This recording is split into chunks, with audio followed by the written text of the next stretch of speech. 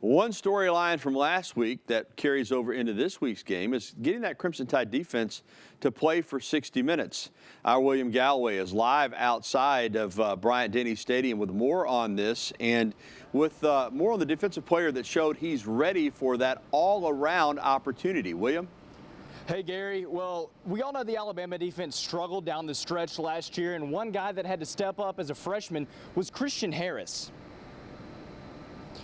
A big point of emphasis for the defense going into last week's game was playing as a unit against the Tigers. Harris, Dylan Moses, and Will Anderson combined for 17 tackles and 1.5 sacks. As competitors, they want to get those numbers up every week and play a more complete 60-minute game.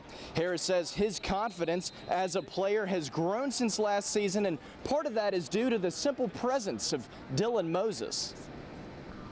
I do feel a lot more confident out there on the field now than I did last year. I think a lot of that has to do with, the playbook. I feel a lot more comfortable playing now. Having Dylan Moses next to me, it kind of gives everybody on the defense a little bit of confidence.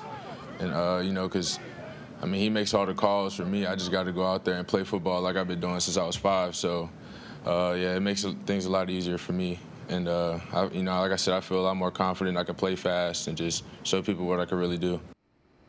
Well, the task for the Alabama defense today is to contain the Aggie offense led by Kellen Mond. Kickoff is set for 2:30 right behind me here at Bryant-Denny Stadium. Reporting live outside now for CTKO, I'm William Galloway. Gary? All right. For more on the Tide's opponent this week, let's go behind enemy lines. WVUA's William Galloway spoke with A&M play-by-play broadcaster Andrew Monaco. Hey, Gary, had a great conversation earlier this week with Andrew, and Texas A&M only beat Vanderbilt by 5 points last week. So when I asked Andrew if there was any oversight in that game to look ahead to this week against Alabama, he said no. This comes down to SEC talent is SEC talent. Best teams, worst teams, you still got guys who can compete in the SEC. Going from playing Vanderbilt in Week 1 to Alabama in Week 2 is quite the jump. But Monaco says the Aggies need to lean on their defense and experience in this game. I think another one of the strengths becomes the linebacking core. Last year, we kind of held our breath what was going to happen if one of the linebackers were to get injured. But the depth, and that really is for what Jimbo Fisher has brought in 3 recruiting classes, has added to that depth. But you make an interesting point. Last year, the Aggies had 6 seniors total on their roster, and that was including walk-ons. That number now of juniors and seniors is 28.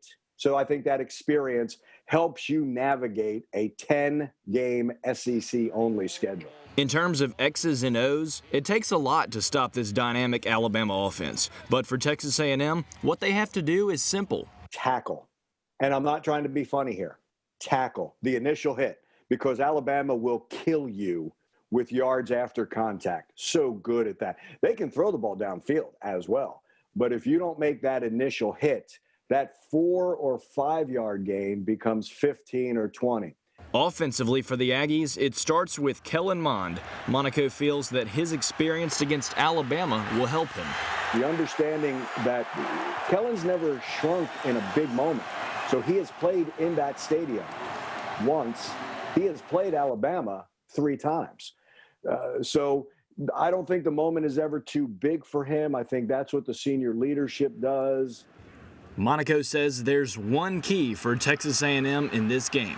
I'm going to go to Jimbo Fisher's guys with the hands in the dirt. I really think the linemen set the tone. If the offensive line can give Kellen time and open up holes, success for Texas A&M.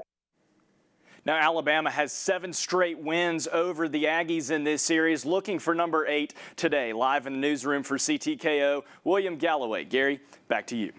All right, William, that's good stuff. I love going behind enemy lines.